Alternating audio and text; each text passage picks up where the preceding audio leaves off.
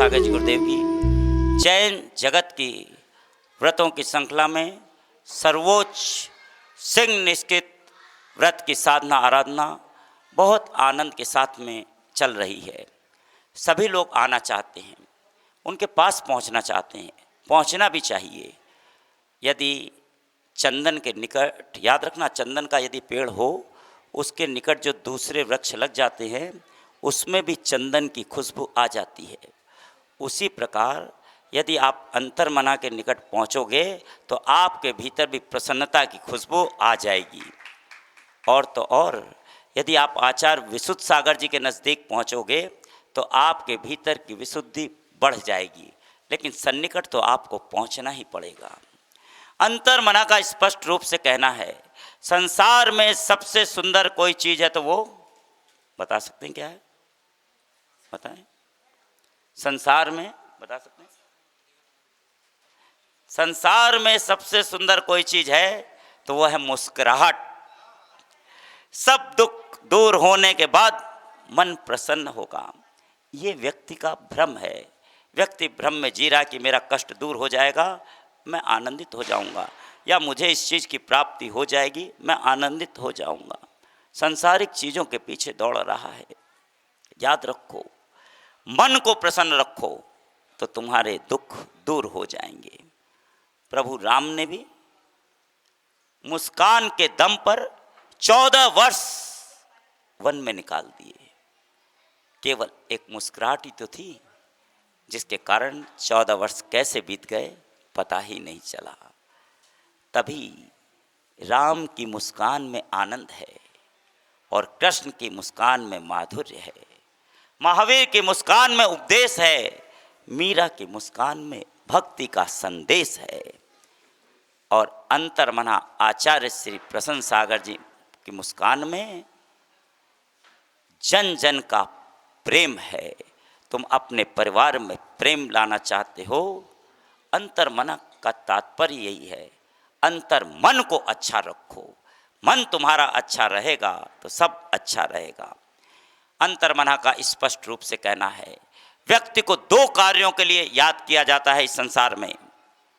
एक अपने कृत्यों के लिए, जितने भी ब्रह्मचारी भैया जो भी दीक्षार्थी ध्यान रखें, व्यक्ति को याद किया जाता तो एक अपने कृत्यों के लिए, जो उसके कृत्य हैं कैसे वो कार्य कर रहा है, या उसकी कृतियों के लिए।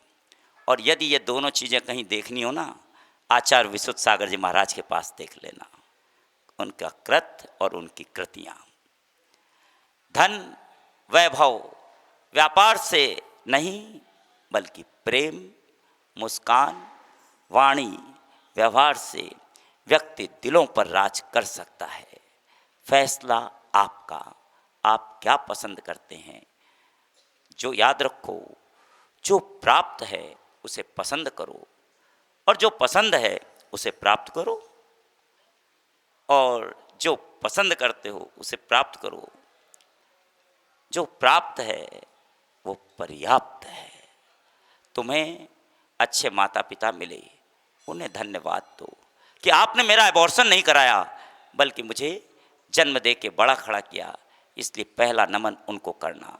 चाहे मैं जीवन में कहीं भी रहूं, आपके ऋण को नहीं चुका सकता।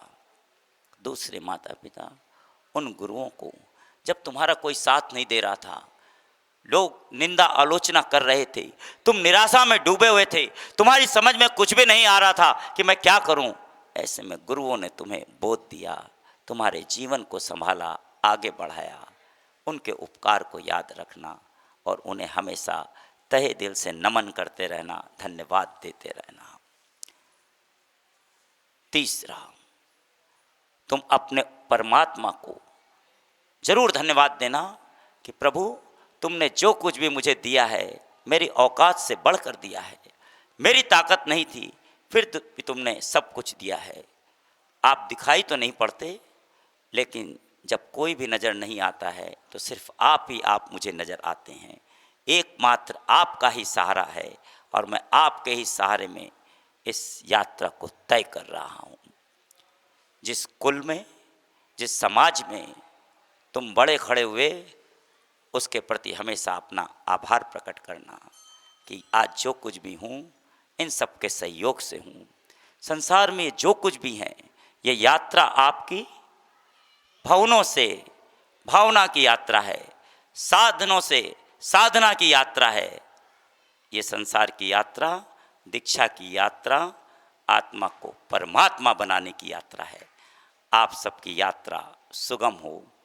बहुत सारी शुभकामनाओं के साथ, जय वीर, जय गुरुदेव।